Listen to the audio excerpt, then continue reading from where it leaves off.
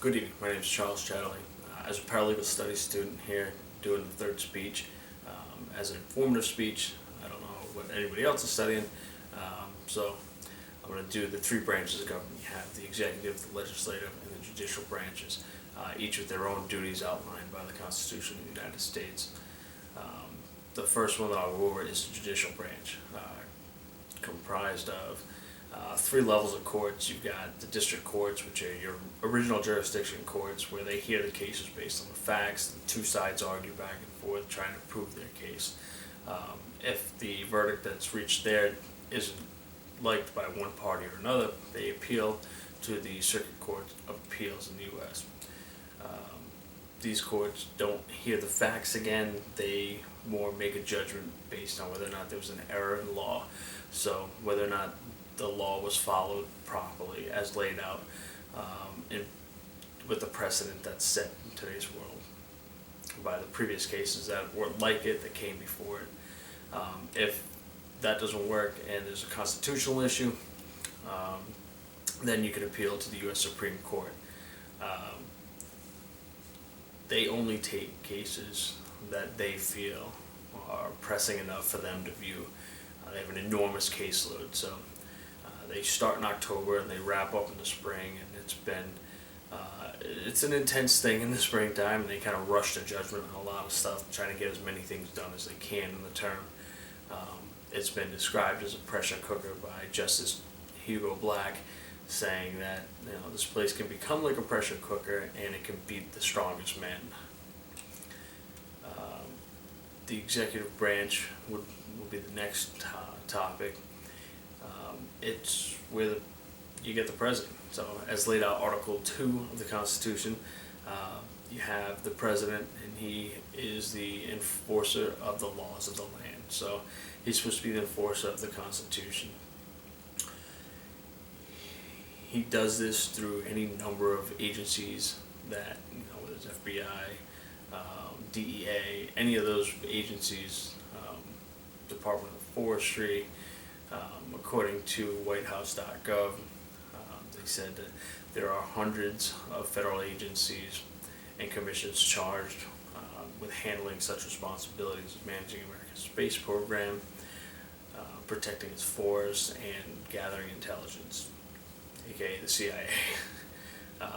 Commander-in-Chief, who is also the president, kind of a dual role that he serves,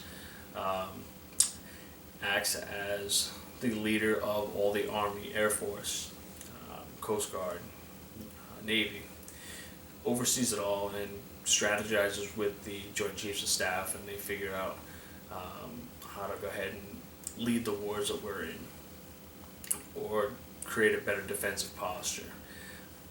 The executive branch also holds the final say on whether or not bills get passed in this country.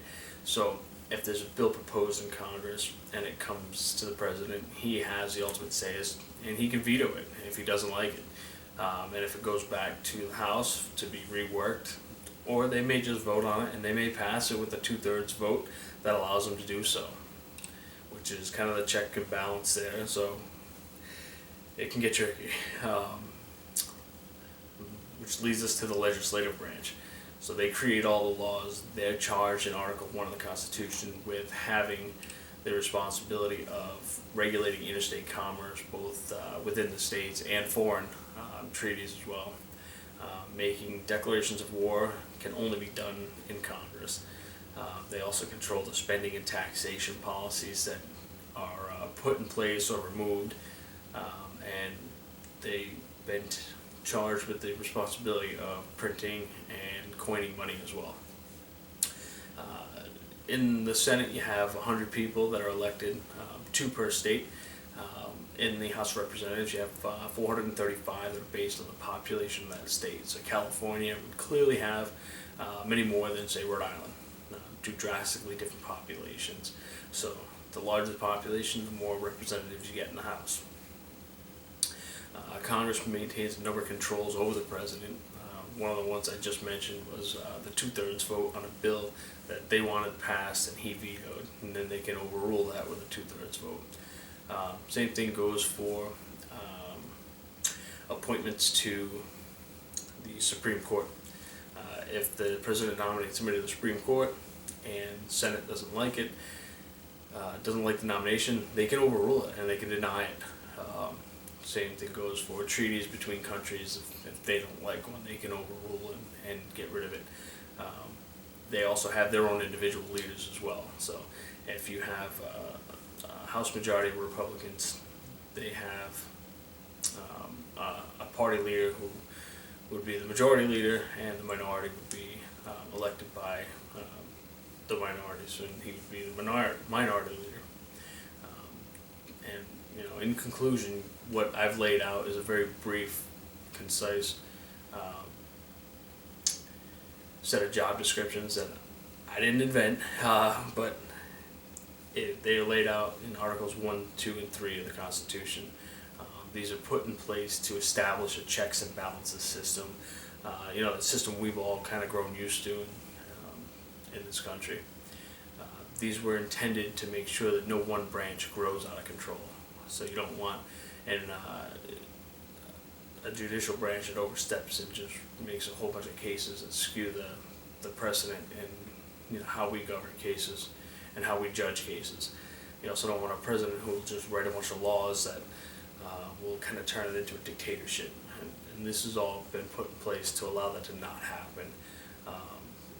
And so it allows us to not have any one branch grow so much that you end up with a tyrannical leader in the end. Thank you. Good night.